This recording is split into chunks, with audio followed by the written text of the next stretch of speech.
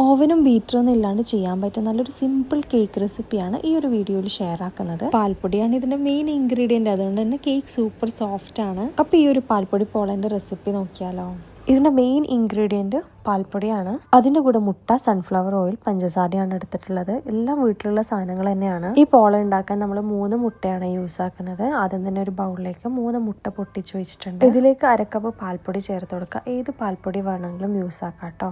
കടയിൽ നിന്നൊക്കെ 10 രൂപേൻ്റെ ചെറിയ പാക്കറ്റ് പാൽപ്പൊടി വാങ്ങാൻ കിട്ടുമല്ലോ, അത് 2 പാക്കറ്റ് എടുത്താലും മതി. ഇനി പഞ്ചസാര, ഇവിടെ ഞാൻ 3/4 കപ്പോളം പഞ്ചസാരയാണ് എടുത്തിട്ടുള്ളത്. ഇത് കറക്റ്റ് മധുരമാണ്. ഓരോരാളുടെ ടേസ്റ്റ് അനുസരിച്ച് കുറയ്ക്കുകയോ കൂട്ടുകയോ ചെയ്യാം. 3/4 കപ്പോളം സൺഫ്ലവർ ഓയിൽ കൂടി ചേർത്ത് കൊടുക്കുക. സൺഫ്ലവർ ഓയിൽ തന്നെ എടുക്കാൻ നോക്കണേ. ഈ ഒരു അളവിൽ തന്നെ ഓയിൽ ചേർത്ത് കൊടുക്കുക. ഓയിൽ കുറഞ്ഞാൽ പോള ഡ്രൈ ആയി പോകും. ഇനി 2 ടേബിൾ സ്പൂൺ മൈദ കൂടി ചേർത്ത് കൊടുക്കുക. പോളന്റെ ഒരു സ്ട്രക്ചർ കിട്ടാനാണ്. എന്താ പറയുക, ഒരു കട്ടി കിട്ടും. അപ്പോൾ ഇത്രയും ഇൻഗ്രീഡിയൻസ് ആണ് നമുക്ക് പാൽപ്പൊടി പോള ഉണ്ടാക്കാൻ വേണ്ടത്.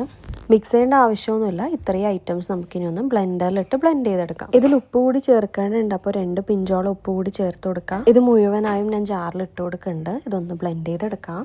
നിങ്ങൾ ആദ്യമായിട്ടാണ് ഈ ഒരു ചാനൽ കാണുന്നതെങ്കിൽ സബ്സ്ക്രൈബ് ചെയ്യാൻ മറക്കല്ലേ. ബ്ലെൻഡ് ചെയ്ത ശേഷം ഇത് നല്ല തിക്കാണെങ്കിൽ 1-2 ടേബിൾ സ്പൂൺ പാല് ചേർത്ത് കൊടുക്കുക. ഇത് നല്ല തിക്കായിരുന്നു, അതുകൊണ്ട് തന്നെ ഞാൻ 2 ടേബിൾ സ്പൂൺ പാല് ചേർത്ത് കൊടുത്തിട്ടുണ്ട്. എന്നിട്ട് ഒന്നിക്കിൽ നല്ലോണം മിക്സ് ചെയ്യുക, അല്ലെങ്കിൽ വീണ്ടും ഒന്ന് ബ്ലെൻഡ് ചെയ്തെടുക്കുക.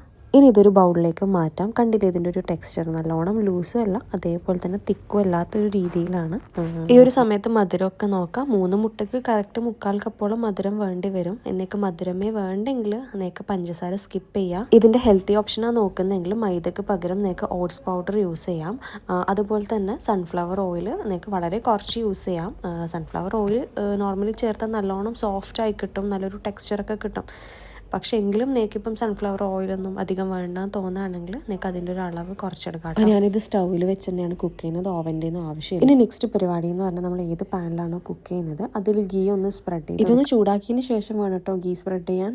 ഇതിലേക്ക് പാൽപ്പൊടി പോളൻ്റെ മിക്സ് ഒഴിച്ചു കൊടുത്തതിന് ശേഷം പാത്രം നന്നായിട്ടൊന്ന് തട്ടിക്കൊടുക്കാം. അപ്പോൾ ഇത്രയേ ഉള്ളൂ പാൽപ്പൊടി പോള ഉണ്ടാക്കുന്ന പ്രോസസ്സ്. ഇനി ഇതൊന്ന് നമുക്ക് ബേക്ക് ചെയ്തെടുക്കാം.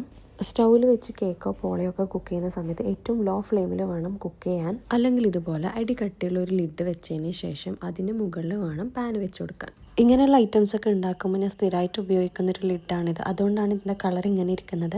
ഇനി ഇത് അടച്ചു വെച്ച് കുക്ക് ചെയ്യുക. ഒരു 15 മിനിറ്റോളം മതിയാവും. ഇത് ഉണ്ടാക്കുമ്പോൾ മിനിമം 3 മുട്ടയ്ക്ക് എന്തായാലും ഉണ്ടാക്കുക, എന്നാൽ മാത്രമേ കറക്റ്റ് ഒരു പാൽപ്പൊടി പോള കിട്ടത്തുള്ളൂ. എഗ്ഗിൻ്റെ എമൗണ്ട് കൂട്ടാം, പക്ഷെ ഒരിക്കലും കുറയ്ക്കരുത്. ഈ ഒരു രീതിയിൽ നിങ്ങൾക്ക് കിട്ടിയെന്ന് വരില്ല. ഇത് ബേക്ക് ചെയ്യാൻ വെച്ച് ഇടയ്ക്കിടയ്ക്കൊന്ന് ശ്രദ്ധിക്കണം കേട്ടോ. ഇത് ബേക്കായി കഴിഞ്ഞാൽ ഇതുപോലെ നല്ലോണം പൊങ്ങി വരും. ഫ്ലെയിം ഓഫ് ചെയ്ത് ചൂടൊക്കെ പോയി കഴിഞ്ഞാൽ ഇത് നോർമൽ ആയിക്കോളും. അപ്പോൾ ദേ നമ്മുടെ പാൽപ്പൊടി പോള റെഡി ആയിട്ടുണ്ട്. നല്ല സോഫ്റ്റ് ആയിട്ടുള്ള ടെക്സ്ചറാണ്. എന്താ പറയുക, ഒരു ഡെസേർട്ടൊക്കെ പോലെയാണ്, ഒരു മിൽക്ക് ഫഡ്ജ് കേക്ക് എന്നൊക്കെ പറയാം, ആ ഒരു ടെക്സ്ചറാട്ടോ.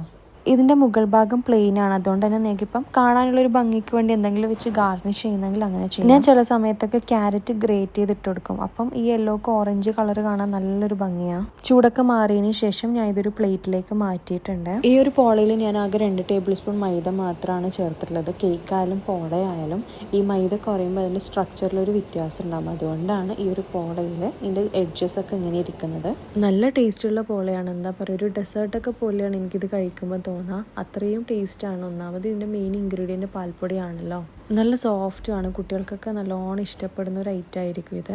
പിന്നെ ഇത് ഉണ്ടാക്കാനും അധികം പണിയില്ലല്ലോ. ഒരു മിക്സിയിലേക്ക് എല്ലാ ഇൻഗ്രീഡിയൻസും ഇട്ട് ഇത് ബ്ലെൻഡ് ചെയ്തെടുക്കുക, പാനിലേക്ക് ഒഴിക്കുക, അത്രയേ ഉള്ളൂ.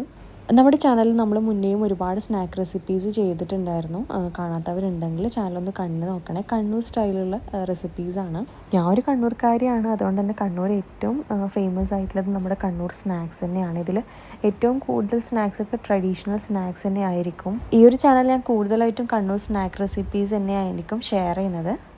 അപ്പോൾ ഈ വീഡിയോ ഇഷ്ടമായെങ്കിൽ ലൈക്ക് ചെയ്യുക, കൂടെ ചാനലൊന്ന് സബ്സ്ക്രൈബ് ചെയ്യുക. ഒത്തിരി വീഡിയോസായിട്ട് നമുക്ക് വീണ്ടും കാണാം. അതുപോലെ തന്നെ ഈ ചാനലിനെക്കുറിച്ച് നിങ്ങളുടെ അഭിപ്രായങ്ങൾ, അത് പോസിറ്റീവ് ആയിക്കോട്ടെ നെഗറ്റീവ് ആയിക്കോട്ടെ, കമൻറ്റ് ചെയ്ത് അറിയിക്കുക.